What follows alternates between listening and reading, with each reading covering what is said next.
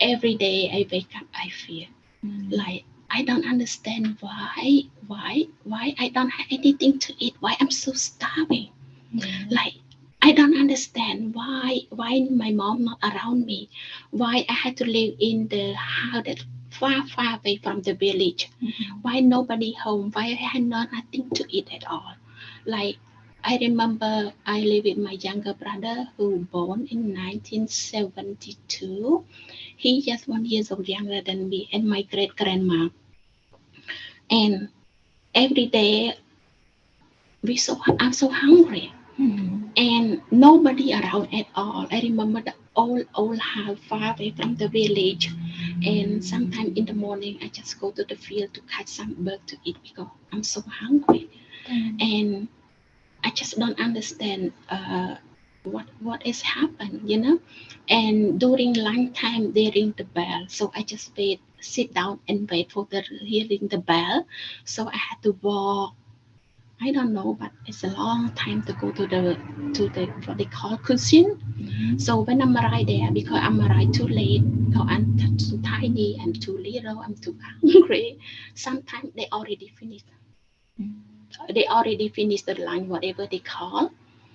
Uh, Sometimes food is gone already. But my mom told me that I'm lucky because one lady who work in the cuisine, she always hiding food for me to eat. You know, sometimes when I'm right there too late, she has something for me. And sometimes my mom say, one time she come to visit me and she could not find me. I go inside the big pot to digging some leftover right over there, you know. And I learned like I don't remember that we had dream at all. Like everything's so dark. It's so dark. I cannot wait. Like every morning, I cannot wait that when I wake up, I have something to eat. You know, because you're just a young child, you don't understand why what happening, what happening, why everybody like left and right is gone, and why my mom had to go away to work far away from home. Once a while, she come to visit us. She has something for us, and when we moved to Kampong Spur, we survived because nobody killed. We still working on the field, and this we still work on the field. My mom still go to work, but she come back home and they have some food for us to eat. In the camp, like they had nothing for us to eat. Like we had nothing. We had to eat whatever we find, live, work, whatever we find. It's different. Yeah, it's when I when based on I don't remember like all those things. It's so dark, it's so difficult, but what I proud about myself, those things not affect me at all. Like for me, I'm the survivor. Those things happen, it's happened in the past. I'm not going to let those things affect my life at all. You know, it's not affect me. Like I don't know how I do it, but I'm doing and did it, you know? Yeah, the first memory for me. And like what I remember after Khmer Rouge in 1979, we come back. Khmer Rouge is over, killing field over, right? But we still in the communist region. We still in the communist in that time. Something I remember the most that we start to highlight hope, like we come back home. Even those we come back home, but my mom have freedom, like to tell other story. Because during Khmer Rouge age, I want to listen to the stories. She need to whispering to us. She cannot say it loud because every day somebody under you around your house they come like you know spy on you. If you say something, they will kill you, right? So when we come back home during 1979, every night, like my house is we have balcony, right? Every day after dinner, I clean up. My family clean up the balcony. We stay there. My neighborhood come there, and my mom told us a story every single day. Because during that time, we don't have movie, we don't have TV, we don't have electricity, we nothing yet. So every day, my mom, the neighbor come, we come, and yeah, my mom told us the story that she used to watch, or she used to read. And sometimes she read us a book. That's the best memory ever. Even though we don't have electricity, even though we're still very poor, but like for me, that the first time on my childhood, I feel that. I have freedom, Yeah, yeah. I have freedom to listen all those stuff. I have freedom to laugh with my friend. I don't even think that I ever laugh during Khmer. Mm. Like this time I can have friend, I can laugh. Like I feel like those things is always I remember that's is the best memory ever.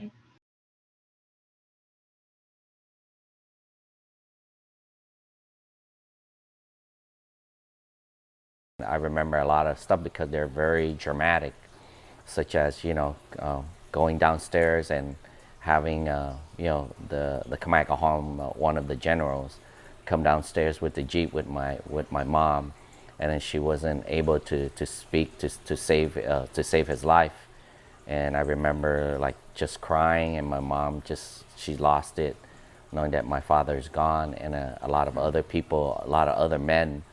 So when when they're trying to capture all these educated men, like they would run into the forest, and a lot of it happens in all these small villages. The men in that village would run into the forest, hide out until it was safe, and then they would come back to their family. And my late father, he just got tired of it. I think it was his third attempt of running and hiding in the village because he was a military police officer taking care of our village during the time, protecting people, make sure, like, people aren't like, infiltrating, trying to rob people or take advantage of the people. Yeah. So he was in charge of that.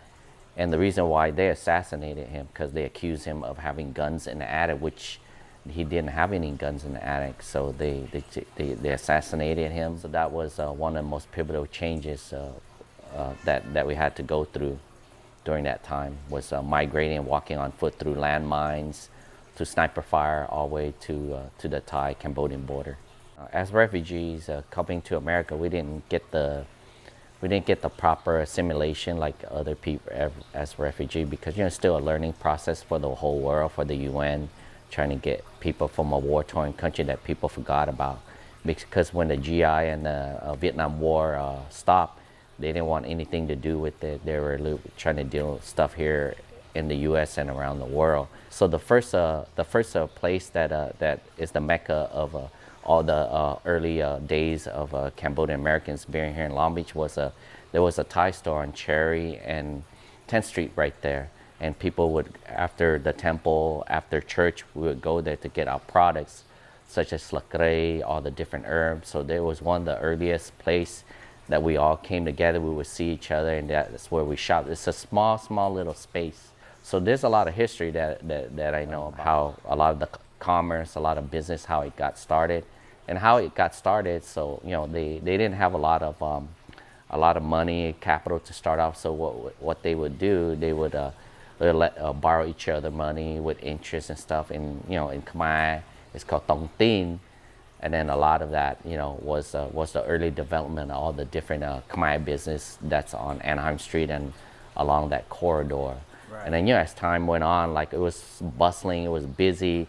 There was Sang Hang Market, and then there was so many grocery stores that people outside of Long Beach, they could come every weekend, and all the noodle shops were full. The hot hang number one, the hot hang number two.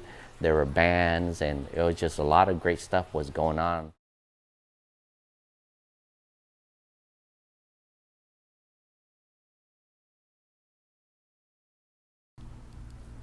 The will to survive, just to live another day.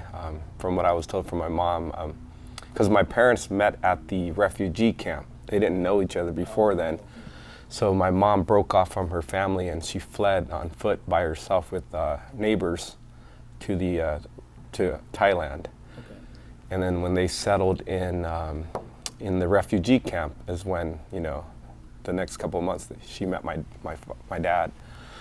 But before then, they would tell me stories that it would take a couple of days to, escape the province, and she was going along with everyone else, and hopefully she thought to herself that hopefully this is the way to go, Hopefully she made the right decision. Right, right. She's just following that. Yeah, she just went along with the flow, and and sure enough, it was. So she What crossed. about your dad then?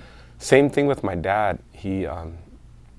a lot of his family members were stuck behind and they couldn't make it, but he followed along with his group of people, and you know, Okay. he survived. My father, he shared some stories with me when we first came to America, 1985, late 1985 in the fall. And then after we were here for a couple of months, the New Year came, right? So it was December 31st, Oh, okay. 1985. So it was New Year's Eve, actually. And right at midnight, it was the new year, you know, January 1st, 1986. And there was a lot of, you know, we like to shoot guns into the air. That's the American way to celebrate a new year. And my dad thought we were going to war or something. He threw us all under the bed. He was hollering and screaming.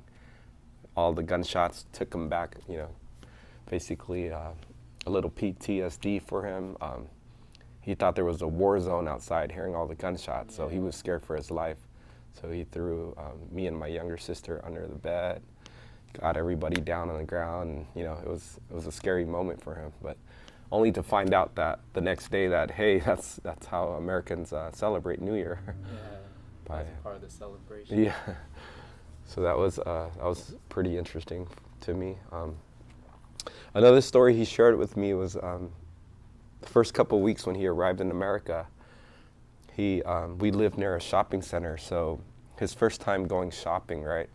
He had thought that that it was okay. So he went from one store to the next. So he bought some stuff from the first store. It was like a grocery store. He said he had like 2 bags full of items, like veggies and all kind of products, home products. And upon leaving the first store, he's going to go into the second store. Okay. Now, they didn't allow for him to bring stuff into the store because, you know, they're going to be like, hey, did you steal from us? So he put the stuff outside of the store, you know, like just intending for it to be there when he came back. Mm-hmm. And so he learned the hard way. When he came back out, his 2 bags were gone, and he was like, who took my stuff?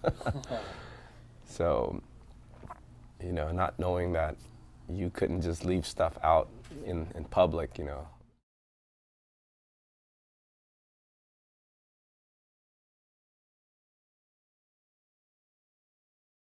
Witnessing a lot of stuff when I first moved to Long Beach, it was just different. I was young, I was a teenager, but I was learning about, you know, being picked on, like because of our skin color and the way we talked. It was a little bit different from the regular Americans.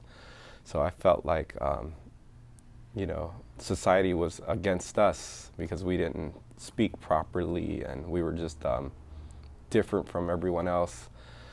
Over time, you know, people were, my peers, they started joining gangs for protection, and it was a lot of our friends around our circle started joining gangs, and I almost became a part of that, but I just remember my dad telling me, like, hey, you don't want to go this route, you know, it's just not, it's gonna lead you nowhere. You're just gonna be, you're gonna end up either dead, in prison for the rest of your life, or you won't have a future. So stay away from gangs. And I just, you know, respected his wish. And I remember there were times when, you know, the wrong crowd would approach you and, you know, want you to hang with them and let's go do this, let's go do that. And it was a hard no for me. And they didn't like the fact that I would turn them down, but at the same time, they respected my decision, you know, because I just told them straight up, like, hey, I'm not about this life.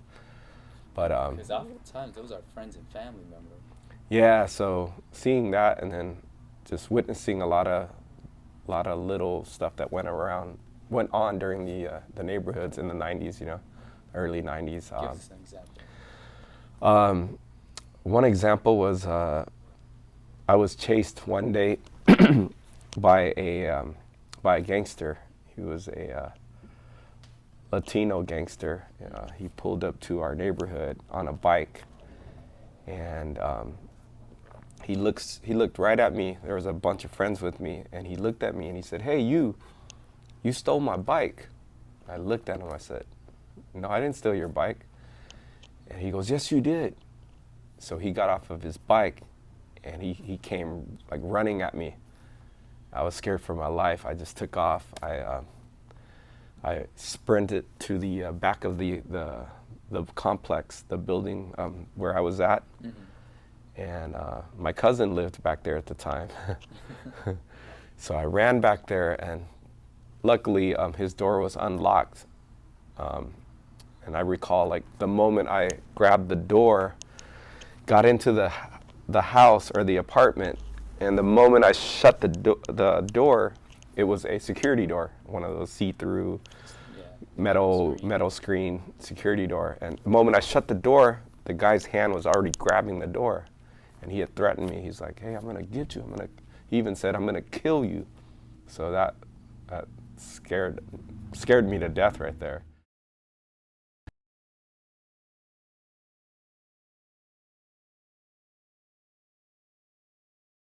A Christian family took us in, or they were like our sponsor at the time.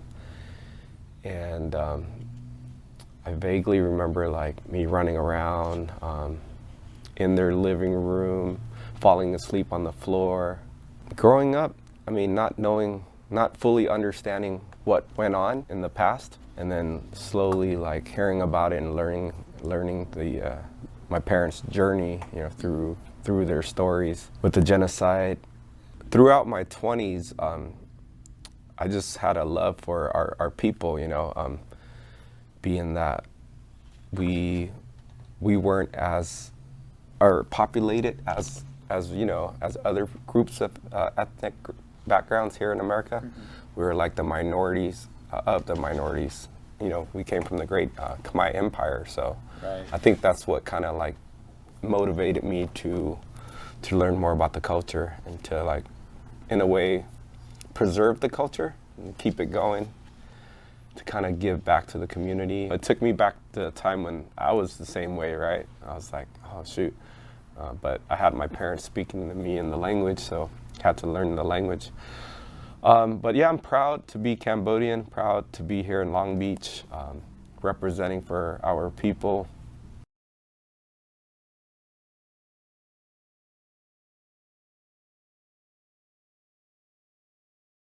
First sign of a golden opportunity.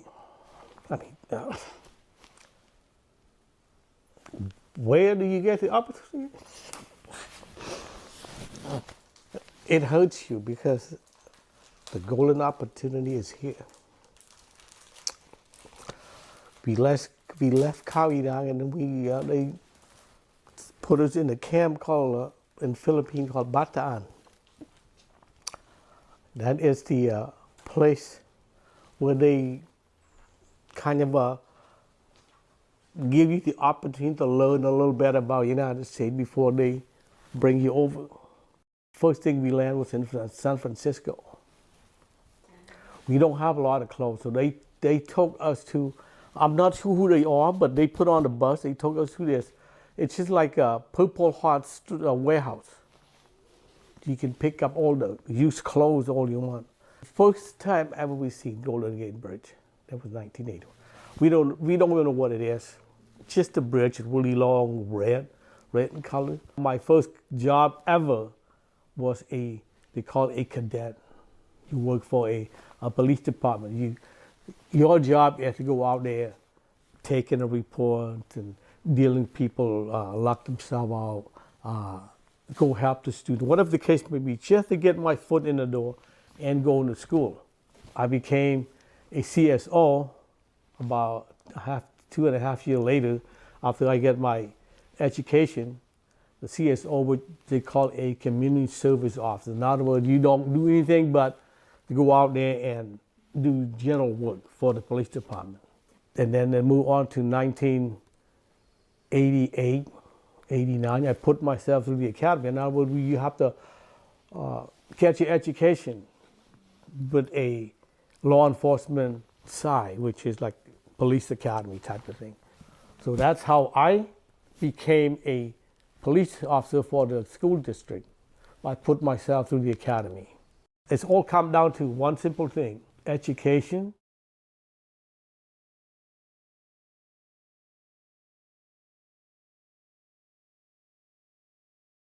So they got here early, and they had the time to get established. Second, and probably even more important than the first, they were educated in India, and so they spoke English.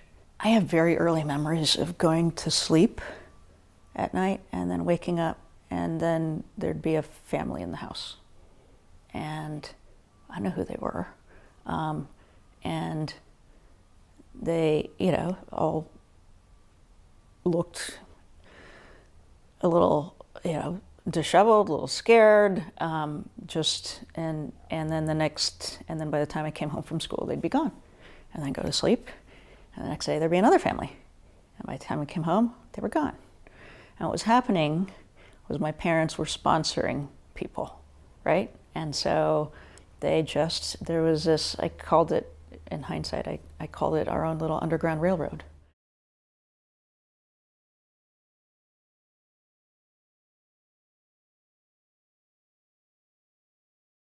In 1972, I was a first-year student at a university in Phnom Penh, and we could hear the fighting every night. So my dad told me, you have to get out of here because we are going to lose the war. But no, they did. All my family did escape the Khmer Rouge. Nobody died during the Khmer Rouge. The reason is because we were fortunate. We live in the town that's on the border with Thailand, so it was very easy to walk across the border and get into Thailand.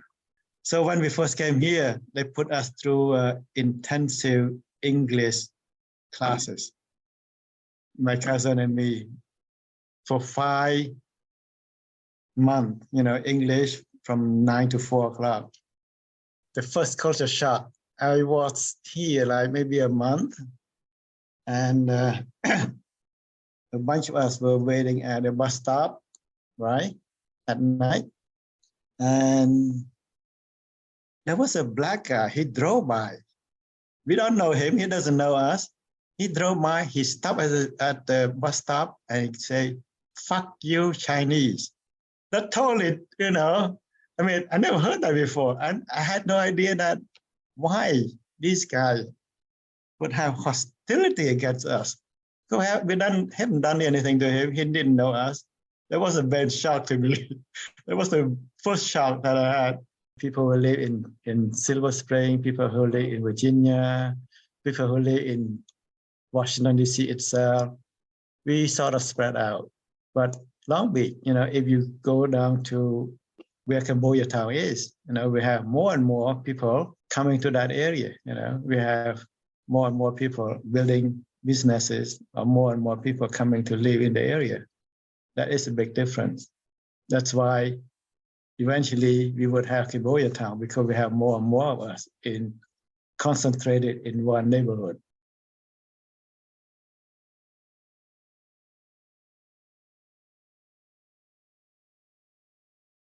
I would like to pay respect to my parents, that I love them dearly. My dad passed away during the war.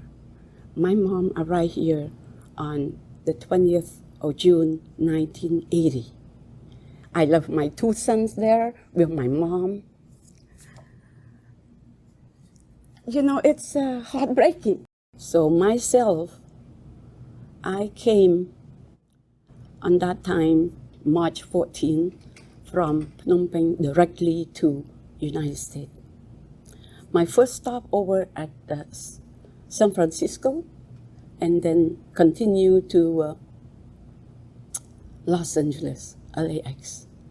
My husband came as a student in 1974, August 74. Visa F1 is a student, and then he's going to continue his study over at the college. Little thing passed on the Venture Zonut. I got work for Venture like about over a year, exactly a year. So we quit. Yeah. Resigned from that donut shop.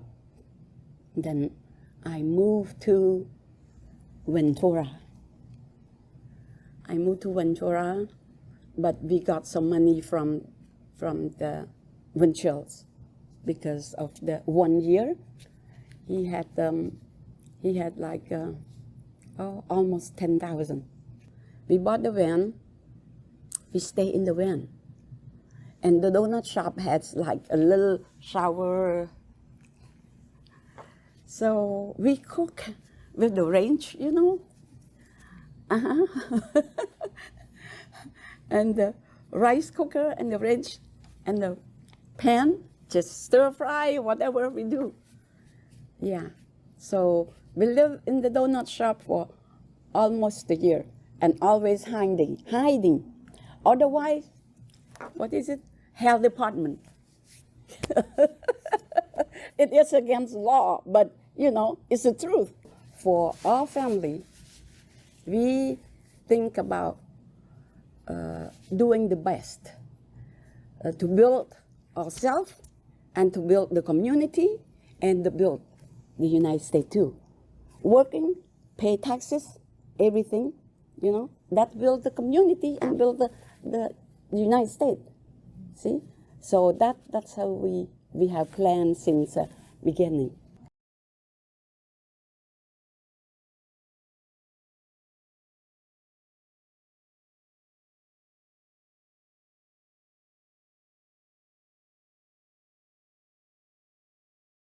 Those kinds of stories are things that are always difficult for, I think, a lot of parents to recall and talk about. And so I feel like I was really lucky that, my mom did talk to me about her time there. And I think it really helped that I was a very curious child.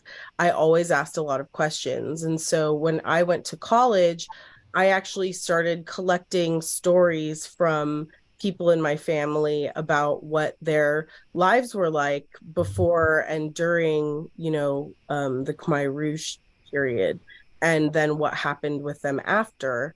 And so it was through that I got to learn a lot. I just think that it's really important to highlight that every Cambodian American, Cambodian refugee story is different. The biggest things that we can take away from all of this is to show how community support has had to come together where systemic oppression has basically barred, most people of color in this country from success. The country doesn't do things for the people do things for the people. It just became really clear while I was in the Cambodian classical dance space that I didn't look the same as everybody else, and my body was different than everybody else. And at first, everyone thought I was so cute. Look at that little girl, she's doing Cambodian classical dance and just doing bopaloke, you know what I mean? I got older. People weren't asking questions in a kind way. It wasn't oh, we just want to know, how does this, they would call me Mexican or different ethnic backgrounds, right? They were like, why is this Mexican girl on stage? Or why is this American girl on stage? And it wasn't a kind curiosity anymore. It was really pointed and kind of mean.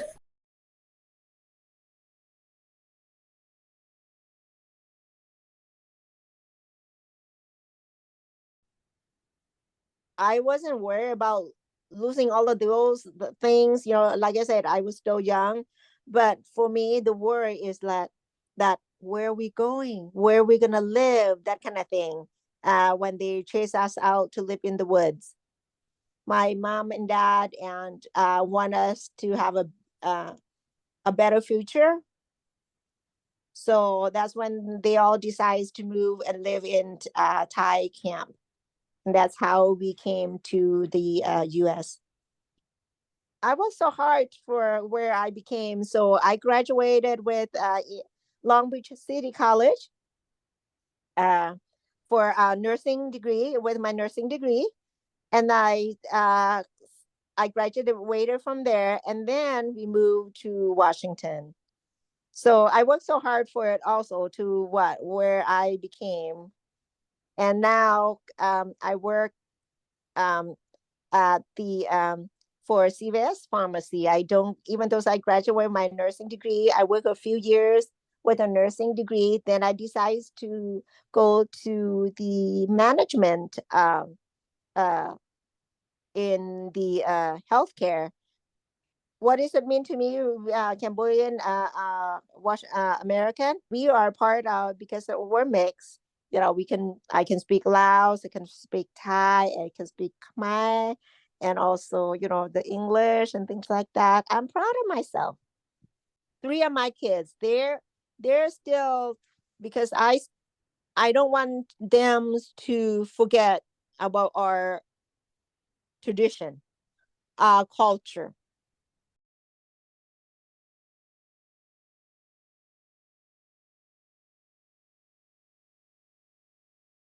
My family, like, they were struggling, you know, just trying to get by. When they first came to the States, they had nothing. They didn't know the language, they didn't know anyone, you know, so it was really hard for them, like losing, you know, like half of my relatives. They first arrived to Houston, didn't like it there, came to Long Beach because there's a more higher Khmer population inside the nation.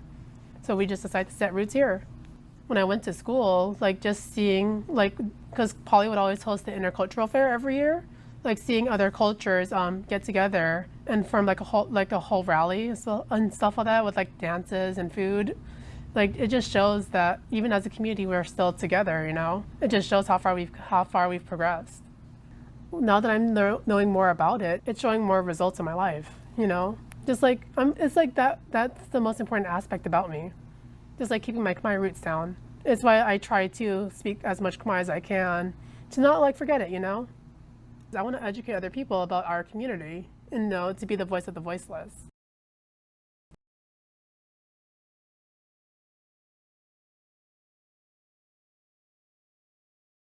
When we finally got to Long Beach, it was fun hanging out with the kids. We would always get ice cream and stuff like that. Being a kid was fun. Like, it was great. It wasn't until I went to school in middle school, like, cause I always grew up. Man, we lived close to the gang violence on Walnut. Went to school. You know, I did notice like pictures of, you know, young men that were killed in drive-bys, but I was so young that I didn't understand that. You know, until I got older that I knew that was drive-by. For me, young as a person, like, we knew there was violence in the community, but we didn't know like where it was actually happened. Even when it happened, it didn't hit me until middle school. Because in middle school, I went to a school called Franklin Middle School, which is known to have a lot of Latinos that are from Eastside Longos, and they would have problems with Cambodians. Because I remember growing up, there's always this talk amongst the Cambodians where it's like, hey, supposedly the Eastside Longos are waiting outside and they're ready to jump us. Because there's usually fights that happens at Hamburger Dams on 7th and Orange, and there's usually a lot of Cambodians and Mexicans fighting each other.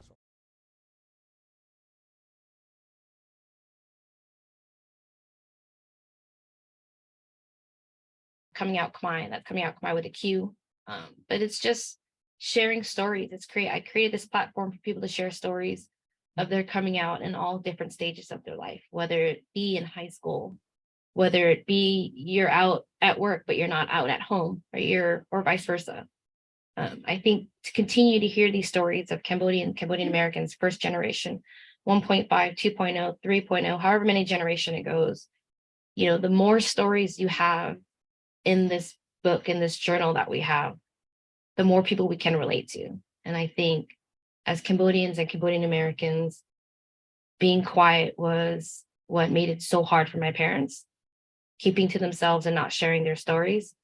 That's what I want for myself and for my siblings and for the generation after us, is to not be quiet and to continue to share and open. All experiences are valuable and they need to be heard.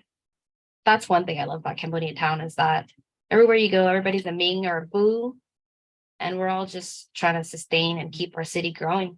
And I think we've done a pretty incredible job, considering we've been here for 40 something years. I know there are a lot of other things and a lot of other additions that we can add, but we also have to look back and think about all the things we have done and accomplished. I think that's a great way to to continue to build, like ECC says, honor the past, build the future. I think about that a lot.